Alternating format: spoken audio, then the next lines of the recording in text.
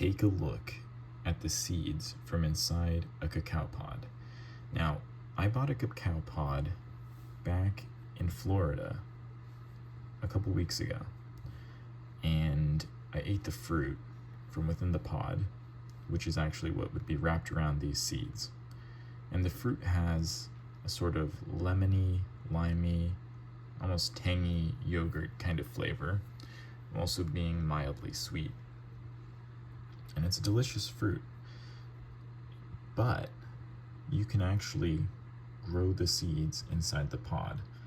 And so these are the seeds right here.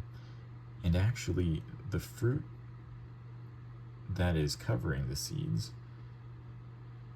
is edible, but the seeds themselves are what are used to be turned into chocolate, essentially, and cocoa powder and all sorts of things like that. Well, these seeds are already germinating inside of the pod. So this right here is one of the seeds, and this is what is turned into chocolate after being dried and fermented and all that. But this is the seed, but this right here is also the seed, but with the outer layer of fruit pulp still on it. So if you peel this off, you'll actually find inside of here the bean that will eventually become chocolate. So you kind of have to peel this off. The fruit itself covering these beans is white. These look really gross right now because I've just been keeping them in a damp, humid environment to help with the sprouting process. So you can kind of see, if you work away this outer shell, you'll get one of these beans. And a lot of the times, like I said, they'll already be sprouting. The seeds here kind of have a cracked sort of texture. They almost look like they're broken, but they'll sprout out this little thing right here, and that's how you know they're still good. Some of them, I'm not too sure. This one is sort of darker in color, and the bean is kind of squishy, so I'm not sure if this seed is of any value in terms of growing, but the rest of them look okay. I decided to do an experiment. Half of them I would take off that outer fruit coating, and half of them I leave it on just to see if it helps with germination. So far, it looks like the ones without the skin and the fruit pod still on them are doing better.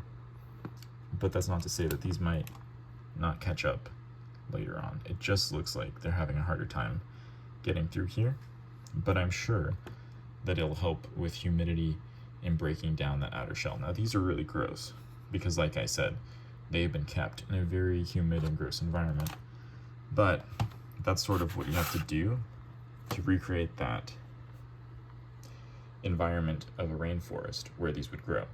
Now I'm actually going to be putting a substrate in here today, some dirt, and basically I'll just be pulling them out one by one once they start growing a little bit more.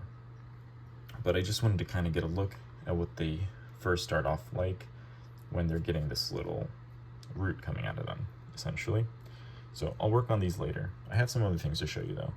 Some things may be cooler than that. And I'm just sprouting them in a little plastic container there. So this is something else I found. This one was actually from an Asian market closer to me.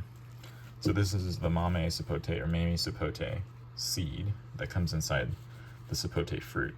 I've been sprouting this one as well, basically similar to that, in just a wet paper towel or in a container as well.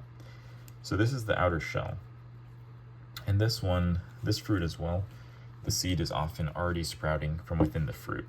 So this here will become the actual leaves of the fruit, of the tree, I should say. And this, of course, is that root. So this will become a tree, and I actually have a sapote tree about a couple years old now, but I'm starting another one. because I find it very easy to grow just from the seeds that you can get from the fruit here. So that's that Mamey Sapote. And again, these are cacao beans, or seeds from a cacao pod. All right, next up, my mom's friend brought over some cuttings from her fig tree. So I basically just used rooting hormone. This one isn't that great of an example, but I used rooting hormone on these cuttings, and that's what it kind of looks like. At the bottom of the cuttings, they're just in a glass, and at the top, you have these tiny, tiny little fig leaves. See that? These are going to become figs, and I sort of knocked off a little bit of the buds there of the leaves. That's okay. The tiniest little fig leaf you've ever seen. Now, interestingly, they're also growing flowers, which is not a good thing because we should be focused right now on producing roots and leaves, not so much flowers for fruit. But look at that. I've never seen this kind of a thing happening where you have flowers on basically just a stick. This one barely has any roots, but it's already flowering. And that's because I'm guessing just the part of the plant that was cut was trying to flower at that time, and so it just kind of continued doing that, not knowing that it would be separated from the plant that it was growing on. But those are those tiny, tiny little fig leaves there. So that's what I'm working on as well, getting these figs ready to plant in spring. And likely I won't even be planting them in the ground, I'll just be transplanting them into a small pot for growing trees. I'm also working on propagating Thai basil. It's very difficult to get Thai basil around here, and so I've propagated Thai basil by getting cuttings from ordering pho at a restaurant, at Thai restaurants. This I'm trying to basically do again. I got some basil from an Asian market nearby, and I'm struggling a little bit with getting these to root. I did put a bit of rooting hormone in here as well, but these aren't doing as well as I'd like. So I'm gonna keep trying with these, maybe changing the water or just adding a bit more rooting hormone. But I am very excited. Right now, it's a little bit too cold to keep anything outside for very long, so I'm doing a lot of things inside this time of year. And I just wanted to give you a little preview of the crazy things that I'm trying to grow. Mainly tropical, because if I'm inside, why not? And then some things that could survive outside, like this fig. And again, have you ever seen a fig flowering from just a tiny little stick? Seems like a pretty bad idea.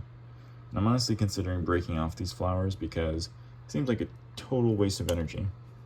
But also, I'm kind of curious what would happen if a fig flower on a stick like this got pollinated. I'm not sure.